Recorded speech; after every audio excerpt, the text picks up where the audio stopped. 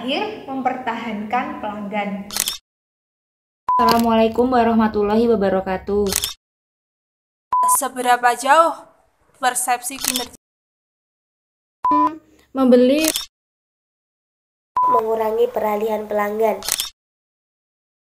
memiliki hubungan erat dengan media massa. Kami dari kelompok 8 manajemen pelanggan akan menjelaskan materi yang berjudul Relationship Marketing. Untuk yang poin pertama, saya akan menjelaskan tentang pengertian relationship marketing atau pemasaran hubungan pelanggan, yakni cara pemilik usaha atau pemasar pada pelanggan yang meningkatkan pertumbuhan jangka panjang perusahaan dan kepuasan maksimum pelanggan. Selanjutnya, pelanggan yang baik merupakan aset apabila ditangani dan dilayani dengan baik akan memberikan pendapatan dan pertumbuhan jangka panjang bagi suatu badan usaha.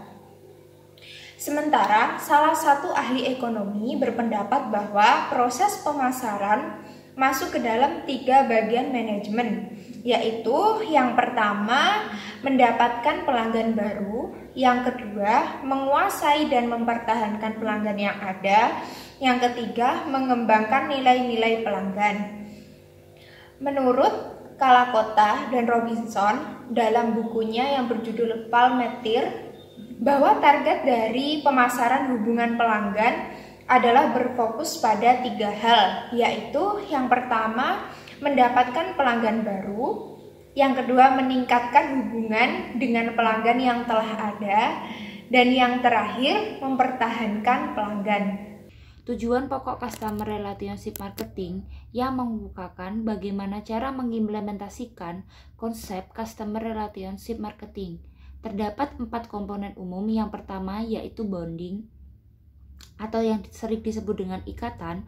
Berbagai ikatan muncul antara pihak-pihak dan menandakan tingkat-tingkat hubungan yang berbeda. Mereka berfungsi secara efektif untuk mengendalikan perilaku sosial dan bisnis dalam kemasyarakatan dan menjadikan faktor penghilang kekhawatiran, menciptakan kepercayaan dan hubungan dekat. Yang kedua yaitu empati. Dimensi hubungan bisnis yang memungkinkan dua pihak untuk melihat situasi dari sudut pandang orang lain. Dimensi empati ini berperan penting dalam hubungan bisnis orang Cina. Yang ketiga yaitu timbal balik. Hubungan bisnis yang mengharuskan setiap pihak memberikan timbal balik untuk melakukan pembayaran untuk orang lain sebagai timbal balik atau melakukan pembayaran yang diterima pada waktu di kemudian hari. Yang keempat yaitu kepercayaan dan komitmen. Kepercayaan didefinisikan sebagai dimensi hubungan bisnis yang menentukan tingkat di mana setiap pihak merasa mereka dapat menggantungkan integritas atau kejujuran janji yang diberikan pihak orang lain. Komitmen sendiri yaitu pihak yang berkomitmen dalam hubungan yang berpihak dan berpengaruh, arti untuk menjamin keberlangsungannya. Hal ini terjadi pada konsumen yang akhirnya terciptanya rasa royal terhadap suatu merek. Di sini saya akan menjelaskan mengenai strategi menjaga hubungan dengan pelanggan. Dalam dunia bisnis, sangat penting bagi seorang pemasar atau pebisnis untuk bisa menguasai dan menerapkan strategi dalam menjaga hubungan yang baik dengan semua pelanggannya tanpa terkecuali.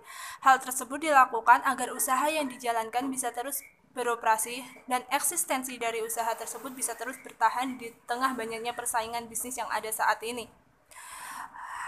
Adapun strategi yang bisa dilakukan oleh para pemasar untuk menjaga hubungan dengan para pelanggannya antara lain adalah yang pertama yaitu menciptakan nilai dan kepuasan pelanggan. Nilai pelanggan sendiri adalah total manfaat yang diperoleh oleh pelanggan dikurangi dengan pengorbanan yang dikeluarkan oleh pelanggan untuk memperoleh manfaat tersebut. Adapun nilai pelanggan atau customer value sendiri tercermin dari 4 sumber, yaitu yang pertama produk, kedua layanan, ketiga personalia, dan yang keempat adalah citra. Apabila keempat hal tersebut bisa dipenuhi dengan baik oleh seorang penjual, maka otomatis hubungan penjual dan pembeli atau pelanggan tersebut bisa berjalan dengan baik dan terus berlanjut. Selanjutnya yaitu mengenai kepuasan pelanggan. Kepuasan pelanggan sendiri adalah seberapa jauh persepsi kinerja suatu produk sesuai dengan harapan-harapan pelanggan tersebut. Apabila kinerja produk tersebut sesuai dengan harapan pelanggan, maka pelanggan tersebut akan merasa puas. Dan apabila kinerja produk tersebut melebihi ekspektasi atau harapan dari si pelanggan, maka pelanggan tersebut merasa sangat puas dan berpotensi untuk menjadi loyal customer.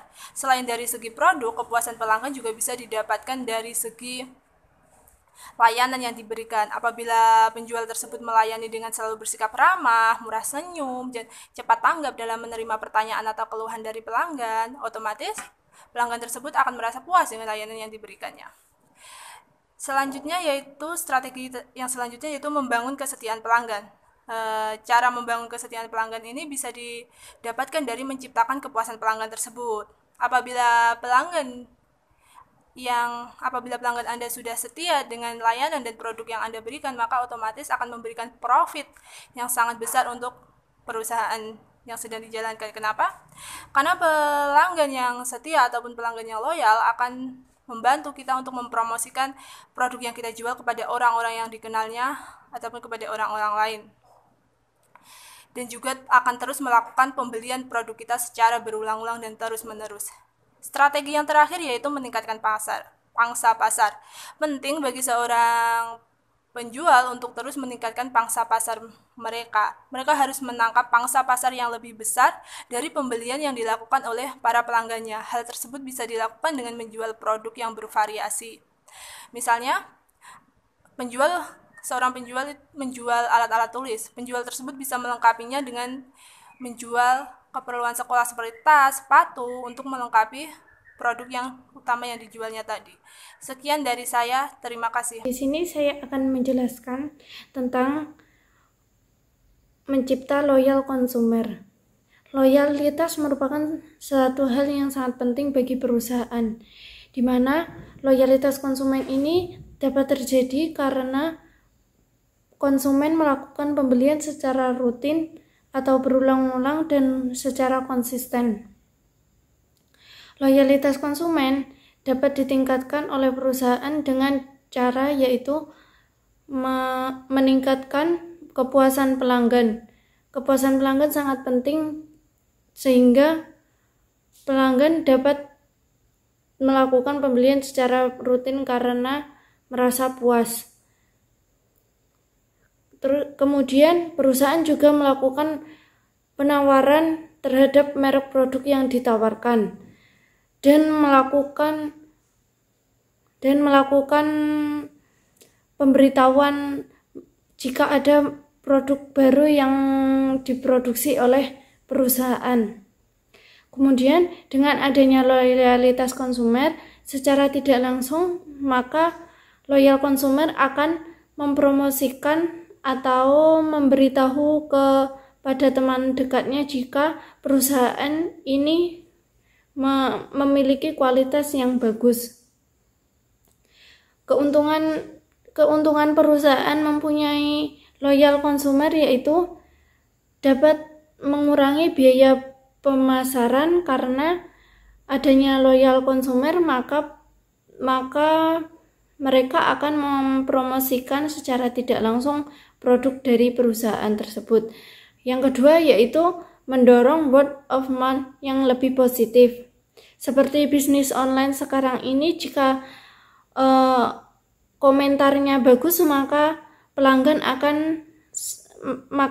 akan sering membeli produk yang ditawarkan oleh perusahaan tersebut.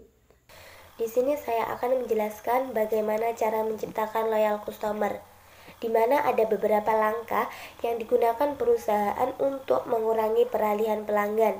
Yang pertama yaitu perusahaan harus menentukan dan mengukur tingkat retensi. Yang kedua, perusahaan harus membedakan penyebab erosi pelanggan dan mengidentifikasi mereka yang dapat dikelola dengan baik. Yang ketiga, perusahaan perlu mengestimasi berapa banyak laba yang hilang ketika kehilangan pelanggan. Yang keempat, Perusahaan perlu menggambarkan berapa banyak biaya untuk mengurangi angka pengalihan. Sepanjang biaya kurang dari kehilangan laba, perusahaan harus mengeluarkan uang. Yang selanjutnya yaitu cara untuk membentuk ikatan pelanggan yang kuat adalah sebagai berikut. Yang pertama, ciptakan kontrak jangka panjang. Yang kedua, tagih harga yang rendah kepada konsumen yang membeli perlengkapan yang lebih besar. Tawarkan harga yang lebih rendah kepada orang yang sepakat untuk dipasok secara teratur. Yang ketiga, upah produk menjadi layanan jangka panjang. Yang selanjutnya adalah cara menciptakan loyalitas pelanggan. Yang pertama, kenali pelanggannya terlebih dahulu. Yang kedua, lakukan follow up setelah penjualan. Melakukan follow up setelah pelanggan membeli produk bisa dengan mengirimkan email untuk mengucapkan terima kasih atau mengirimkan link survei. Yang ketiga, jangan abaikan jika ada komplain atau masukan. Saat ada komplain yang masuk dari pelanggan, jangan langsung merasa terbebani. Anggaplah hal tersebut sebagai bentuk kepedulian pelanggan. Selain itu, sebaiknya kita juga menyediakan cara yang lebih mudah bagi pelanggan untuk menyampaikan komplain atau masukan, mulai dari mencantumkan halaman website, cantumkan email di bagian footer, hingga membuat akun media sosial atau seperti Twitter untuk memudahkan komunikasi. Yang keempat yaitu memberikan rewards yang pantas. Seloyal apapun pelanggan, pada suatu titik bisa saja merasa bosan atau tidak tertarik lagi dengan brand kita. Terima kasih. Saya akan menjelaskan mengenai opinion leader atau pemimpin opini. Opinion leader atau pemimpin opini adalah individu yang memimpin dalam mempengaruhi pendapat orang lain tentang suatu inovasi. Ada dua pengelompokan opinion leader. Yang pertama yaitu opinion leader aktif atau opinion giving. Di sini para opinion leader sengaja mencari followers untuk mensosialisasikan suatu informasi. Yang kedua yaitu opinion leader pasif atau opinion seeking. Dalam hal ini followers lebih aktif mencari sumber informasi kepada opinion leader. Ahli sosiologi mendeskripsikan opinion leader yaitu sebagai orang yang pertama mereka lebih memiliki ketertarikan yang tinggi terhadap isu-isu yang sedang berkembang di tengah masyarakat. Yang kedua yaitu mereka lebih informatif dalam menyampaikan isu-isu. Yang ketiga yaitu mereka memiliki hubungan erat dengan media massa. Sekian presentasi dari kelompok 8. Apabila ada salah kata mohon dimaafkan. Billahi taufik wal hidayah. Wassalamualaikum warahmatullahi wabarakatuh.